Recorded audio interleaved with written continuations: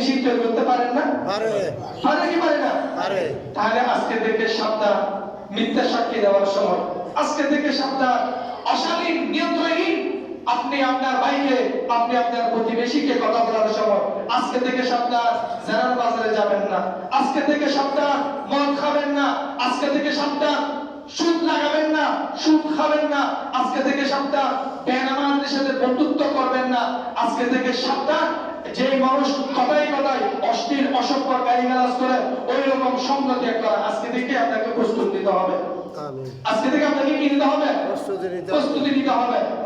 শবে বরাত, যে শবে বরাত রাতের মধ্যে আল্লাহ পাক রব্বুল আলামিন অসংখ্য অগণিত পাপী বান্দাকে ক্ষমা করে দিবেন। কি করে দিবেন? ক্ষমা করে দিবেন। মদখোর, জেনাখোর, বাবাখোর, সুদখোর, যারা মিথ্যা সাক্ষ্য দেয়, মিথ্যা কথা বলে, মিথ্যা বলে মানুষকে ধোঁকা দেয়, এরা যদি স্পষ্ট ভাষায় যদি খালিস নিয়তে ইখলাসের সাথে আল্লাহর দরবারে তওবা করার নিয়ত না করে, এদের জন্য নিসফ শাবান নয়, এদের জন্য নিসফ শাবান নয়, লাইলাতুল মুবারাকা নয়, লাইলাতুল বারাত নাই। তার জন্য বিশেষত সাবধান। ভাই ভাইয়ের মধ্যে যদি মতবিরোধ থাকে, মত পার্থক্য থাকে, তাহলে মত পার্থক্যতে 3 দিনের বেশি যেন না যায়। এখন ভাই ভাই, ভাই বোন, প্রতিবেশী, মানে যদি একজন দায়িত্বশীল আচরণ করে আর একজন প্রতিপক্ষ শক্তি থাকার কারণে, টাকা থাকার কারণে, অস্ত্র থাকার কারণে এমন বিষণ্ণ বিষণ্ণ শব্দ ব্যবহার করে, একটা শব্দ যদি সমুদ্রের পানির মধ্যে দেওয়া হয়, সমুদ্রের সমস্ত পানি ফুটা হয়ে যাবে, এরকম শব্দ ব্যবহার করে, ভাই ভাইকে ব্যবহার করে, ভাই ভাইয়ের বউকে ব্যবহার করে, বড় ভাই ছোট ভাইয়ের বউকে বলে, ছোট ভাই বড় ভাইয়ের বউকে বলে। বিশেষত আমি তো এই সমাজের একজন সন্তান, তাই না? আমি এই সমাজের আলো বাতাসে বড় হয়েছি না? সমাজের সবকিছু মোটামুটি আমার ধ্যান ধারণার মধ্যে আছে না? আছে কি আছে না? আছে। সালামু ইয়া রাসূলুল্লাহ আলাইকুম, সালামু ইয়া হাবিবাল্লাহ আলাইকুম। হুজুর সাল্লাল্লাহু আলাইহি সাল্লাম লাইলাতুল নিসফ শাবানের রাতে একটু বিশ্রাম নিলেন, তখন ফেরেশতাগণ রাসূল সাল্লাল্লাহু আলাইহি ওয়াসাল্লামকে বললেন, ইয়া রাসূলুল্লাহ, আজকে রাতে লাইলাতুল নিসফ শাবান। তখন রাসূলুল্লাহ সাল্লাল্লাহু আলাইহি ওয়াসাল্লাম আয়েশা সিদ্দিকা হুজরা শরীফ থেকে উনি বাহির হয়ে গেলেন, জান্নাতের বাগের দিকে চলে গেলেন। তখন আয়েশা সিদ্দিকা রাদিয়াল্লাহু আনহা ঘুমের ভান ধরেছিলেন, কোনো ঘুম যান নাই, তিনি ঘুম যান নাই, তিনি পিছনে হুজুর সাল্লাল্লাহু আলাইহি ওয়াসাল্লাম কোথায় যাচ্ছে সেটা দেখতেছেন। তো রাসূল সাল্লাল্লাহু আলাইহি ওয়াসাল্লাম ইবাদত বন্দেগী জিকির সবগুলো শেষ করে যখন বাড়িতে আসলেন, হে আয়েশা, তুমি কি মনে করেছো আল্লাহ এবং রাসূল তোমার উপর অবিচার করবে? আয়েশা সিদ্দিকা চুপ থাকলেন। হযরত ইয়া রাসূলুল্লাহ, আমি সন্দেহ করেছিলাম আজকের রাতটা আমার, আজকের রাতটা কি আমার। আমি মনে করেছিলাম আপনি অন্য কোনো স্ত্রী আম্মা জানের কাছে যাচ্ছেন, আমাদের অন্য কোনো আম্মা জানের কাছে যাচ্ছেন। আল্লাহ এবং রাসূল আয়েশা তোমার সাথে কি করবে না? জুলুম করবে না, তোমার সাথে কি করবে না? জুলুম করবে না। আজকের রাতটা হচ্ছে লাইলাতুল নিসফ শাবান। এই রাতের মধ্যে আল্লাহ প্রথম আসমানে এসে অসংখ্য গুনাহগার বান্দাকে মাফ করে জান্নাতের মধ্যে প্রবেশ করিয়ে দেন, তাদের গুনাহ মাফ করে দেন। সুবহানাল্লাহ। তাই আমি জান্নাতের বাকি কবরস্থানের মধ্যে চলে গেছিলাম। কবরবাসীর জন্য আল্লাহ, কবরবাসীকে যেন আল্লাহ কি করে দেয়? ক্ষমা করে দেয়। কি করে দেয়? ক্ষমা করে দেয়। সালাতু ইয়া রাসূলুল্লাহ আলাইকুম, সালামু ইয়া হাবিবাল্লাহ আলাইকুম। বলেছিলাম আমরা যখন ফুলসিরাত পার হব তখন 7 প্রকার স্ক্রিনিং হবে। কয় প্রকার স্ক্রিনিং? 7 প্রকার। 7 প্রকার। আপনার হায়াত, আপনার জিন্দেগি, আপনি যদি নামাজের মধ্যে, সাদকার মধ্যে, ইবাদতের মধ্যে, দান দক্ষিণের মধ্যে, আল্লাহ এবং রাসূলের সন্তুষ্টির মধ্যে, সৎ উপদেশের মধ্যে, সৎ সঙ্গীদের সাথে যদি আপনি কাটাইতে থাকেন, আল্লাহ তাআলা আপনাকে স্ক্রিনিং করার সাথে সাথে আপনাকে আহলান ওয়া সাহলান, মারহাবা ওয়া মারহাবা, জান্নাতের হুরে গিলমান আপনাকে ডাকতে থাকবে, টানতে থাকবে। সুবহানাল্লাহ। আর স্ক্রিনিং এর মধ্যে যদি আমার আপনার ভুল, অপরাধ, দোষ, ভাবগুলো যখন ধরা খাবে, তখন ফেরেশতা লাথি মেরে উফুক করে আমাকে আপনাকে জাহান্নামের মধ্যে নিয়ে যাবে। প্রত্যেকে বলুন না নাউজুবিল্লাহ। এই জাহান্নাম থেকে বাঁচা সর্বশ্রেষ্ঠ পন্থা হলো সর্বপ্রথম নিয়ত করা, আজকে থেকে আমি আমার কর্ম দ্বারা কোনো পাপের কাজে লিপ্ত হব না। আজকে থেকে আমি আমার মাধ্যমে, আমার কর্মের মাধ্যমে, হাতের মাধ্যমে, জবানের মাধ্যমে, লজ্জাস্থানের মাধ্যমে কোন প্রকার গুনাহের মধ্যে লিপ্ত থাকব না। দেখবেন কিছু মানুষ বলবে লাইলাতুল নিসফ শাবান কোরআন হাদিসের মধ্যে নাই। মানুষ এমনিতে নামাজ নিয়মিত পড়ে না। প্রত্যেকটা সমাজে আমাদের একটা কালচার হয়ে গেছে, মানে নামাজ অনিয়মিত। নামাজ কি অনিয়মিত? আলহামদুলিল্লাহ কিছু মুরব্বী, কিছু মানে সন্তান এভাবে রয়েছে, যুবক রয়েছে, তারা নামাজকে সবচেয়ে বেশি গুরুত্ব দেয়। সুবহানাল্লাহ। আল্লাহ তাআলা যে সমস্ত মুরব্বীরা, যে সমস্ত যুবকরা নামাজকে সবচেয়ে বেশি গুরুত্ব দেয়, নামাজকে সবচেয়ে বেশি দায়িত্বশীল হিসেবে নিয়েছেন, আল্লাহ তাআলা তাদের দলের অন্তর্ভুক্ত হওয়ার তৌফিক দান করুন। প্রত্যেকে বলেন আমিন।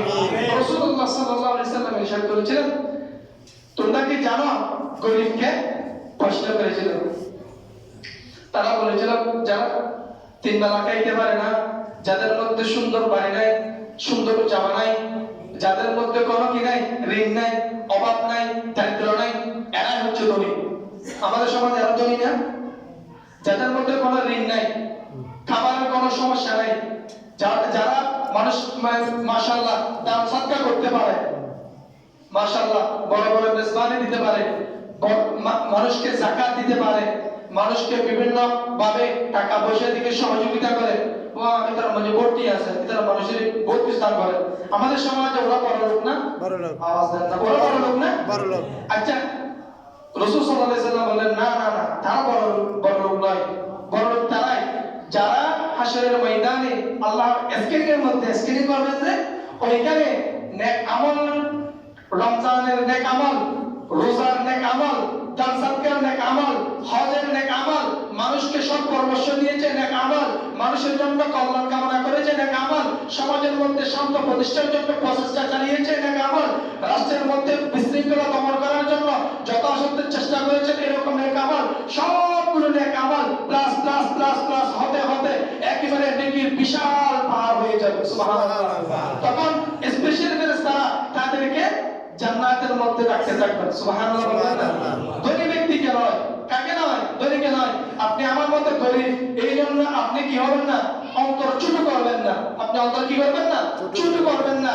আপনাকে আমাকে ধনী হতে হবে নামাজের দিক দিয়ে, আপনাকে আমাকে ধনী হতে হবে রোজার দিক দিয়ে, আপনাকে আমাকে ধনী হতে হবে মানুষের জন্য কল্যাণ কামনা করে, আপনাকে আমাকে ধনী হতে হবে মানুষকে সৎ পরামর্শ দিয়ে। যদি বলুন ঠিক কিনা? এখন তো আমাদের সমাজে একটা মেয়ের জন্য যদি গিরিজ আছে, মেয়েকে বলতে মুকুট দিয়ে কি বড় বড় মেয়েকে বেঁচে একটা বেঁচে মেয়েকে হালা হালা টিভিকে তো আরো বুঝছিল মানেন না। আমার সমাধান মাঝে হতে আমার সমাধান মাঝে হতে না ঘরে দিয়া ঘরে দিলে কি আছে না? আছে আছে না? আছে আছে। আল্লাহ এই সমস্ত তুহমতকারী করার হাত তুল আল্লাহ আর সমাজ এবং রাষ্ট্রকে হেফাজত করুন। প্রত্যেকে বলুন আমিন।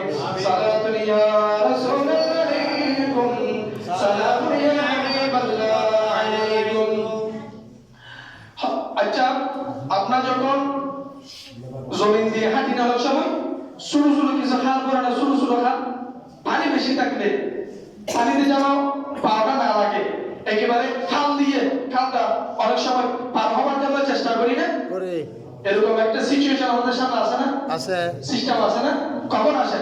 যদি কোনো জোর কোনো খাল একটু মানে নর্দমা আছে, ময়লা আছে, খাসারা আছে, খালটা মানে এক লাখ দিলে পার হতে পারবো, আইডিয়া হচ্ছে আর কি, এক লাখ দিলে কি হতে পারবো? পার হতে পারবো। তখন পিছন থেকে দৌড়ে এসে লম্বা করে একটা একবার জামি দৌড় দিই না আমরা? দেখি দিই না?